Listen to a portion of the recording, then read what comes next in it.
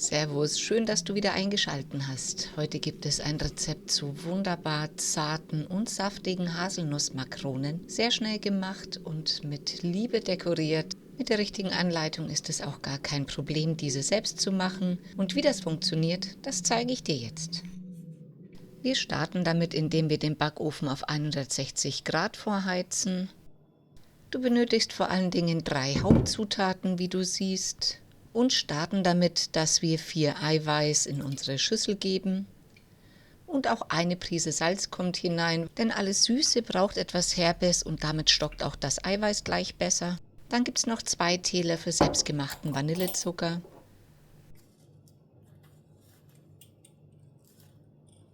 Diese gibst du klar zum Eiweiß dazu und schlägst das Ganze erstmal steif.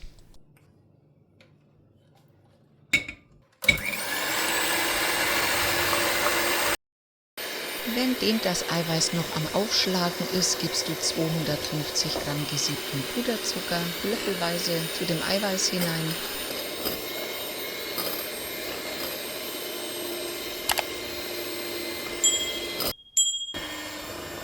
Das Ergebnis sollte dann eine luftig, lockere, baiserartige Konsistenz haben. Und dort gibst du 250 Gramm gemahlene Haselnüsse, Mandeln oder auch Kokos. Mischen ist natürlich auch absolut erlaubt und gebe diese löffelweise in das Baiser hinein, genauso wie du es bei mir sehen kannst.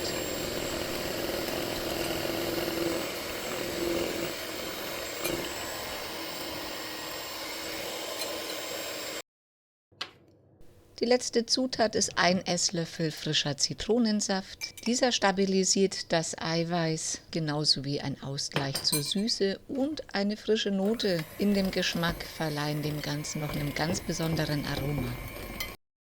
Nun kannst du dir bereits dein Backblech richten und auch 2 Teelöffel und stichst dir damit quasi die Plätzchen aus, genauso wie du es bei mir sehen kannst. Das geht also prima ohne O-Platten oder klebrigen Fingerchen, die ich ja per se überhaupt nicht leiden kann. Die Größe der Makronen kannst du variieren, genauso wie du es möchtest. Ist das Backblech gut gefüllt, können sie auch bereits für ca. 12 bis 15 Minuten ein wenig knusprig im vorgeheizten Backofen ausgebacken werden. Wohlig duftend und genauso sollten sie aussehen, kommen sie aus dem Backofen. Das zweite Blech kommt auch noch rein.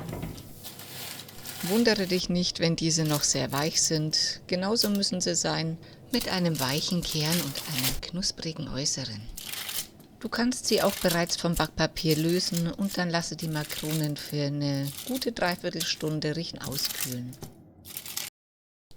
Damit die Makronen lange haltbar sind und da sie ja auch keine O-Platte unten haben, schmelzen wir uns jetzt 250 Gramm Kuvertüre, Zartbitter oder Vollmilch, das kannst voll und ganz du selbst entscheiden.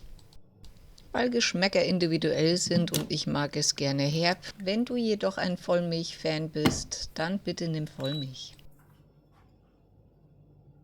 Unter den wachsamen Augen meines Rüdens schmelze ich die Schokolade und gebe noch 1 Teelöffel Kokosöl dazu. Das gibt der Schokolade einen appetitlich aussehenden Glanz.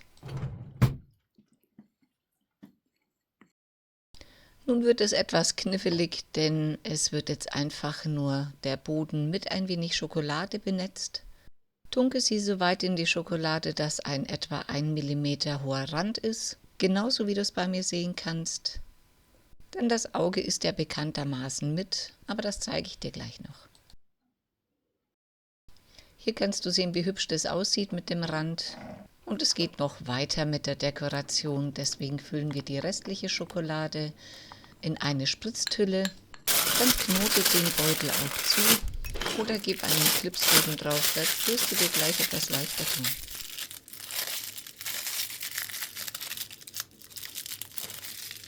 Schneide nun einfach den Zipfel von deinem Beutelchen ab und dann spritze die Schokolade ganz fein über die Kokosmakronen drüber. Genauso wie du es bei mir sehen kannst.